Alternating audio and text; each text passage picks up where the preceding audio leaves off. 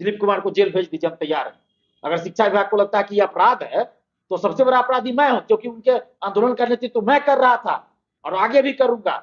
मैंने आह्वान किया था कल के आंदोलन का और 27 तारीख के भी आंदोलन का नेतृत्व मैं कर रहा था। मैं जिम्मेवारी के साथ बोल रहा हूं, ऑन कैमरा बोल रहा हूं। अगर ये अपराध है, छात्रों के हित में आवाज उठाना अपराध है, शांतिपूर्वक आंदोलन करना अपराध है, तो ये अपराध दिलीप कुमार बार बार करेगा। है किसी की औकात तो कर दे कार्रवाई, हम तैयार है। जेल भेज दे शिक्षा विभाग, हम तैयार हैं। दिलीप कुमार डरने वाला नहीं है इस पे, इस सब चीज से हम लोग डरते नहीं है। आपको याद होगा आदेश जी, 2021 में अभी हम आंदोलन किए थे दरोगा बहाली में धांधली के खिलाफ।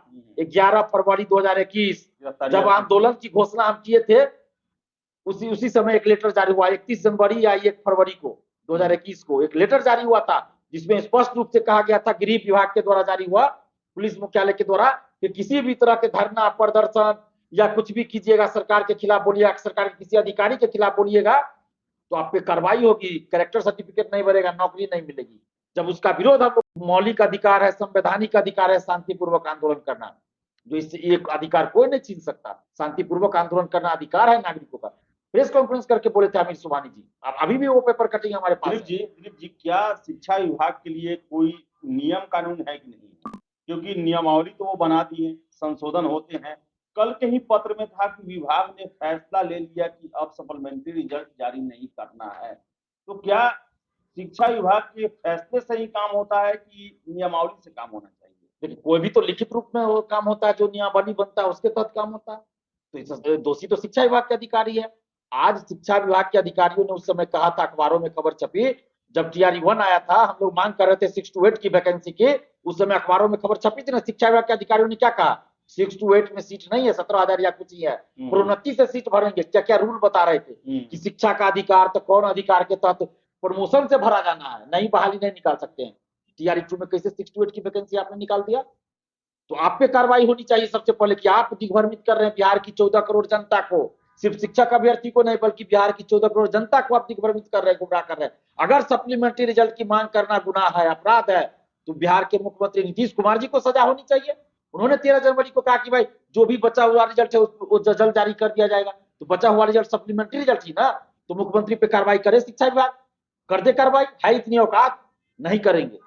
और ये जो सुपर सीएम बनने की कोशिश शिक्षा विभाग के कुछ अधिकारी कर रहे हैं, ये सब नहीं चलेगा। बिहार में पहले भी कुछ अधिकारी थे जो सुपर सीएम बनना चाह रहे थे, और आज उनका क्या हाथ है सबको पता है। तो देश चलता है संविधान से, कानून से, स्वेच्छाचारिता से नहीं चलता है देश। ये लोकतांत्रिक देश है, गणतंत्र की जननी है हमारा बिहार, और यहाँ पे नहीं चलेगा। छात्र आंदोलन के याद कर लीजिए, आजादी से पहले, आजादी के बाद, भूलिए मत, हल्के में मत लीजिए। हम लोग शांति प्रिय व्यक्ति है तो दबाना चाहते हैं, तो शांति पूर्वक ही आंदोलन करके वो परिवर्तन कर देंगे जिसकी आप लोग कल्पना नहीं किए हैं। और छात्र आंदोलन को हल्के में मत लीजिए। ये जो डराने का प्रयास किया जा रहा है, हम लोग डरने वाले नहीं है। और जितने भी अभ्यर्थी है, हम सबको बोल रहे हैं, डरिए मत, क्योंकि शांतिपूर्वक अपनी बात रखना मौलिक अधिकार। हमने कहीं रोड जाम नहीं किया, बताते कहीं रोड जाम किया? विभाग ने कहा है कार्रवाई करने को लेकर, क्या शिक्षा विभाग के क्षेत्राधिकार में है कि डायरेक्ट छात्रों को प्रतिबंधित कर दिया जाए? कहीं से उनके क्षेत्राधिकार में नहीं आता है। वो कैसे भाई? उनके ऑफिस में जाके कोई हंगामा नहीं किया गया है, और ऑफिस में जाकर कोई आंदोलन भी करते तो प्रतिबंधित कर दीजिएगा। यहाँ पे आपको मुन्ना भाई बैठता है, पेपर लीक होता है, तो वहां आपको लोग का हिम्मत नहीं है कि प्रतिबंधित कीजिएगा। और नियोजन निकाय में प्रथम चरण से लेकर 6ठे चरण तक इतना 1.5 लाख बहाली फर्जी लोग आ गए, उस पर हिम्मत नहीं आज तक हुआ कि बाहर कर दीजिए। एसटीईटी का पेपर लीक होता है, हिम्मत नहीं है कि आप कुछ कर पाइए। एसटीईटी का पेपर लीक हुआ, धांधली सेटिंग हुआ, कहाँ कुछ किया? वो भी तो शिक्षा विभाग के अंतर्गत नहीं आता है, बीएससी भी। कहा नहीं आज तक उस पर कोई कार्रवाई हुआ? यहाँ पे टॉपर घोटाला होता है आपका, शिक्षा विभाग का नहीं है। टॉपर घोटाला, मैट्रिक इंटर जो हुआ था, रूबी रॉय का क्या प्रकरण हुआ था, तो क्या कर लिए भाई? कहाँ थे उस समय आप लोग? टॉपर घोटाला लंबा चला है यहाँ पे बीएससीबी के द्वारा। तो ये मतलब स्टूडेंट्स को, जो पढ़ने वाले स्टूडेंट्स हैं, उनको आप लोग डराना चाहते हैं। डरने वाले बात नहीं है। अभ्यर्थियों से कहेंगे डरिए मत, शांतिपूर्वक लोकतांत्रिक ढंग से आंदोलन करने का अधिकार है, हमारा संवैधानिक अधिकार है, मौलिक अधिकार है।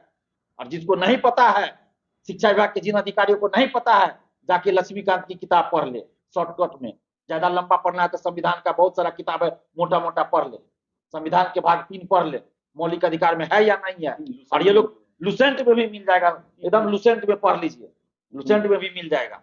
तो अगर नहीं पढ़ के आए तो एक बार पढ़ ले, जो अधिकारी लोग हैं शिक्षा विभाग के, मुझे नहीं लगता कि बिना पढ़े ये लोग आए होंगे, लेकिन पता नहीं क्यों कर रहे, सरकार का दबाव है, किसी नेता का दबाव है कि क्या है नहीं है। ऐसा थोड़े कि लोगों को ये पता नहीं है, सबको पता है, ऐसे अधिकारी बन गए, ऐसे आईएएस बन गए, सब पता है इन लोगों को। लेकिन दुख होता है जब यूपीएससी का रिजल्ट आता है आईएएस का, तो सभी लोग कहते हैं देश सेवा के लिए आए हैं। ये कौन सी देश सेवा कर रहे हैं भाई, कि स्टूडेंट को ही डराने का धमकाने का प्रयास कर रहे हैं। तो जितने भी आईएएस बनते हैं कहते हैं कि देश की सेवा के लिए हम आए हैं, एकदम देश के लिए ये करेंगे वो करेंगे, और कहाँ चल जाता है भाई, मुश्किल से 1% आईएएस ईमानदारी से काम करते हैं। तो ये सब चीज डराने वाला काम बंद कीजिए, और हम अभ्यर्थियों से कहेंगे, हमने तो जहां जब भी आंदोलन किया है, आप देखिएगा हम सार्वजनिक रूप से बोलते हैं कि शांतिपूर्वक लोकतांत्रिक ढंग से अपनी बात रखना है, हिंसा नहीं करना है, पुलिस मारेगी तो मार खा लेना है, कागज का टुकड़ा तक नहीं मारना है किसी पर। हमारे आंदोलन में कभी हिंसा नहीं होती है, कल भी नहीं हुई, 27 तारीख को भी हम लोगों ने किया, कहीं कोई हिंसा नहीं हुई। अगर शांतिपूर्वक बोलना अगर अपराध है तो हम अपराधी हैं, हम कह रहे हैं कि हम